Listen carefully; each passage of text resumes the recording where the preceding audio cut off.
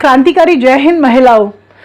मैं साथियों इसलिए नहीं कह रही क्योंकि मैं महिला सशक्तिकरण पे आज आपसे कुछ डिस्कस करना चाहती हूँ। भारत टीवी के इस कार्यक्रम के प्रायोजक हैं येलो ग्रीन। सोच बदलो, कुछ अच्छा ट्राई करो। और मेरे को पिछले 20 साल से domestic violence, harassment, rape cases और होमलेस पे काम कर रही हूँ।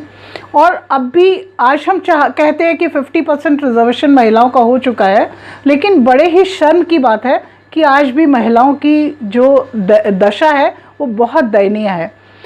मैं एज अ सोशल वर्कर बहुत सारे इलाकों में गई और वहाँ पर मैं देखती हूँ कि आज भी महिला रोज़ पिटाई खा रही है, सुबह काम पे जा रही है, रात को पुरुष उसको पीट रहे हैं। तो मैं चाहती हूँ कि ऐसा ना हो। हिंदुस्तान में अब कहते हैं कि बराबर का हक है, बराबर का हक है। कहीं ना कहीं हम देखते हैं कि अगर महिला बाहर काम करने के लिए निकल रही है तो महिलाओं की जिम्मेवारी पुरुष से ज़्यादा है। सुबह पहले घर का काम करके जाएगी, बच्चों को देखेगी, बच्चों से अपडेट लेगी, ऑफिस जाएगी या घर में जो काम कर रही हैं डोमेस्टिक वर्कर्स हैं उन लोग का भी काम तो है, सुबह तो निकलना है उनको, शाम को घुसना है, फिर शाम को अपना घर देखना है। और उसके बाद अगर बाहर काम करके आ रही है तो 100 तरह के पुरुष एलिगेशन लगाते हैं कि तू गलत है, तू गलत है। यार एक दिन महिलाओं के जितना काम तो करके देखो। तुम लोग रोज़ घर से बाहर निकलते हो और शाम को आके ऐसा शो करते हो कि हम थक गए और हम कोई काम नहीं कर सकते। महिलाओं का तो एक्स्ट्रा पावर दी हुई है भगवान ने एक्स्ट्रा पावर दी हुई है, वो इतनी पावरफुल है हम लोग। तो मैं जो भी लोग मेरी ये वीडियो देख पा रहे हैं, मेरा उन लोगों से अनुरोध है कि अपने आप में दम, एक शक्ति पैदा करो। महिलाएं पुरुष के बराबर अगर कंधे से कंधा मिलाकर चल सकती हैं तो हम लोग, मैं ये नहीं कहती कि आप आपस में लड़ना एक अलग बात है, लेकिन इतनी बाउंडिंग रखो अपने पति को, इतना मतलब जो भी आप काम कर रहे हो उसको ऐसा अपडेट करो कि आदमी आप पर विश्वास कर पाए। अगर विश्वास का आप लोग का रिश्ता बन गया ना तो मैं 100% कहती हूँ कि विश्वास पे दुनिया कायम होती है। विश्वास अगर आदमी का जीत लिया आपने तो आप कहीं ना कहीं ग्रह कलेश से दूर हो जाएंगे। और हम जब हमारा कोई भी बच्चा, अब मैं सेकंड पॉइंट लेती हूँ, रेप केसेस जो हिंदुस्तान में बढ़ते चले जा रहे हैं।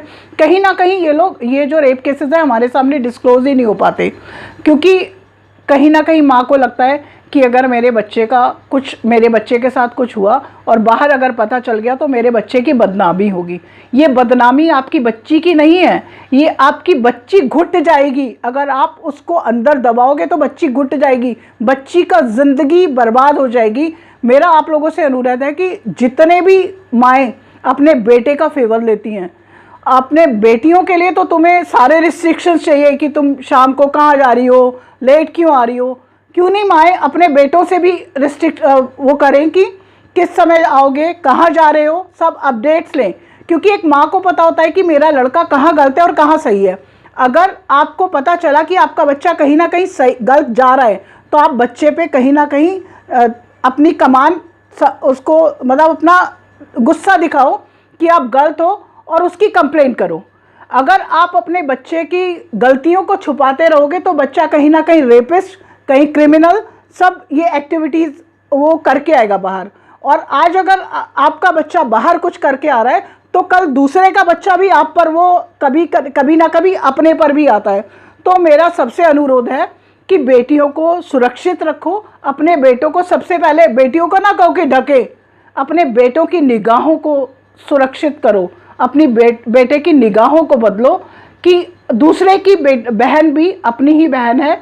मतलब पत्नी अलग बात है, लेकिन दूसरे की बहन अपनी बहन है। मेरा सबसे अनुरोध है कि अगर ये सब होगा तो शायद ये रेप केसेस वगैरह ख़त्म हो जाएंगे। Thank you so much.